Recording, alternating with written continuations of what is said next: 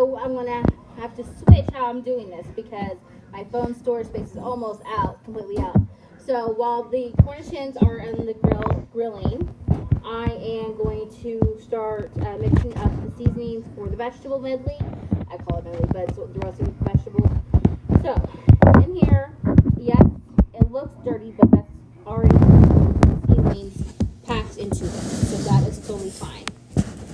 My thing, what I like to do whenever I am cooking is I think about kind of what I want this to taste like, and then I think of, I'm like, okay, so how am I going to make it that work? And one way I do that is I smell my my seasonings. So I've smelled curry 1,000 times. I smelled cumin 1,000 times. I'm pretty sure. But I still, you know, whenever I have a dish in mind and what I'm wanting, how I'm wanting to taste like, that's whenever I smell it to make sure I'm like, no, that's not what I want it to smell and what it to taste like. So, 5 senses, just, you know, get onto my blog, Beginner Chefs Creations, .wordpress.com, and you'll be able to read all about it. So, some rub sage.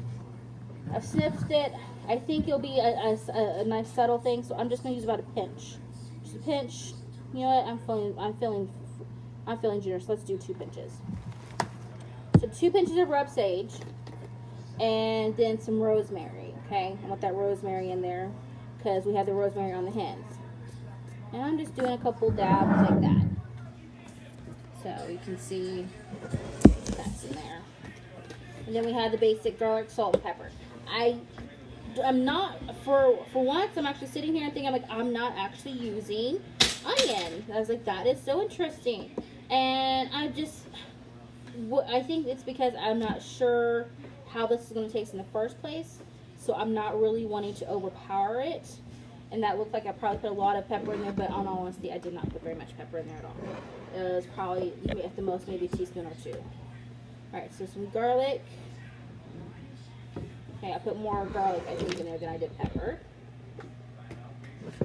Alright, and yes, I know I have a lot of vegetables to cover, but it's just prelims and salt.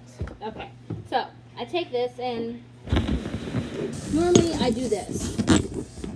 Okay, but lately I'm like, you know what? Whenever they're over in Africa and stuff, I'm pretty sure it's more like this, what they're doing here. So I find that whenever I do this, it seems to crack it open just a little bit faster and really kind to get everything down to what I'm needing it to be.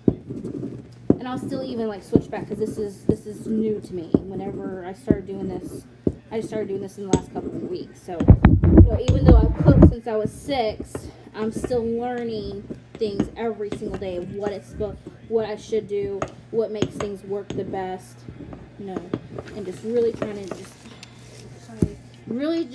to get things taken care of. My son's homework is on the counter for some reason. It's not supposed to be here. Anyway, so I'm mixing this all together, kind of breaking open the rosemary, getting it to kind of fragment into with everything else.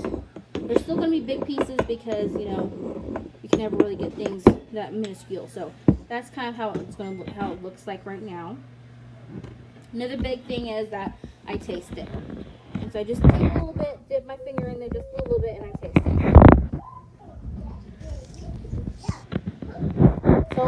So the rosemary and the sage is not very prominent, so I need more rosemary and sage.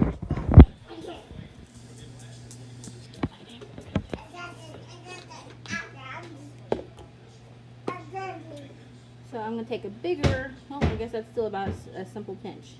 I'm going to put 2 more, let's do 3. 3 more pinches of rub sage. Jordan, go to the kitchen. Go to the front room. Okay. And then we're just going to start the process over again. I'm not going to add any more salt. I'm not going to add any more pepper. I'm not going to add any more garlic because that is what I am tasting. I don't want my dish to taste just like that because that's almost every other dish. I want this to have a different, unique taste, a unique flavor because of how we're doing it. In all honesty, I keep going back and forth and I'm like, maybe I should put a little bit of cinnamon in there to kind of pair with the apple. But I don't really want that on my vegetables. So I'm not going to. I might regret that in the long run, but I'll put some cinnamon out on the table. Okay, so again, that is again all mixed up again. Just put a little bit more in there again. I'm gonna just taste it. I'm gonna taste it again. It's more prominent. I think with some heat, it's going to actually bring it out better, and it'll actually really be able to come out nicely with those vegetables. So that's how I want that. This is my favorite mixing bowl. I use this bowl for about everything. And today, we're going to mix these vegetables. So with my glove hand, I'm going to get some other oil because I'm almost out of that.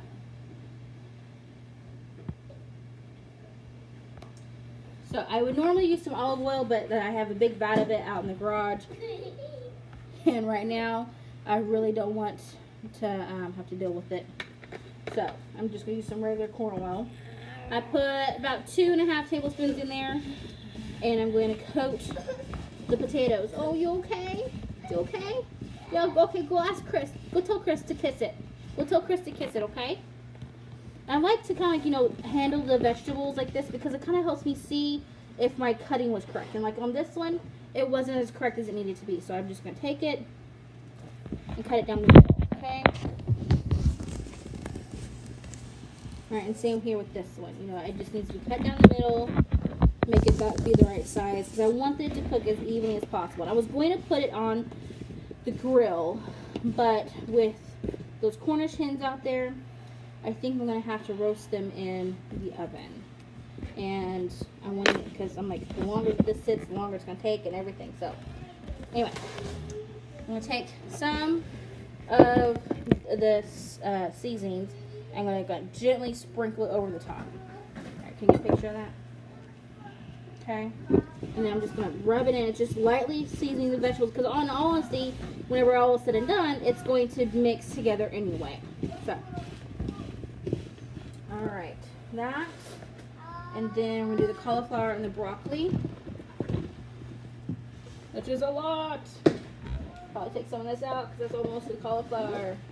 And I'm probably still going to take some of these pieces and figure out my grill, exactly how to work it. I'm going to probably take some of these pieces and go out there and put them on the grill and see if I can really get them to season up how I want them to be and cook and get that roasted, fire roasted flavor and taste going on. Alright. So the broccoli's getting all nice and coated. I can tell because it's starting to get darker. It's like whenever you go and you haven't put lotion on for a while and then all of a sudden you're like, oh well, let's put some lotion on. You can see where the quote-unquote lotion is not and where the quote-unquote lotion is. So, see the difference there. Anyway. So do that. Now I'm going to go ahead and add some of these radishes in.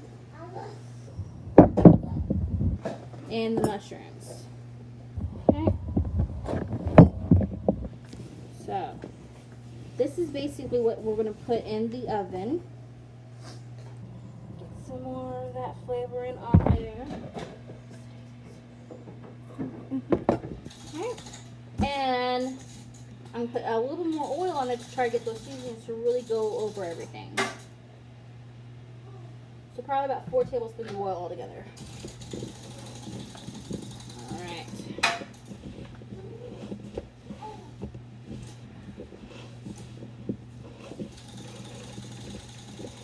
Alright, sorry for the dead air, I'm thinking. I'm like, Alright. So, I keep saying so, and I'm trying to find a better filler word than that. Which I remember in speech class is, don't say so, don't say So, I'm going to take this glass pan, and I'm going to just put more oil in there. It's nothing, not a preference of like, oh, I don't want that pan to wash, but I'm really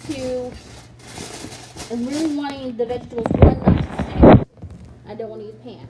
And 2, I want the vegetables to like become one, not mush together, but very, make it more of a medley type of thing. So, take it And dump it.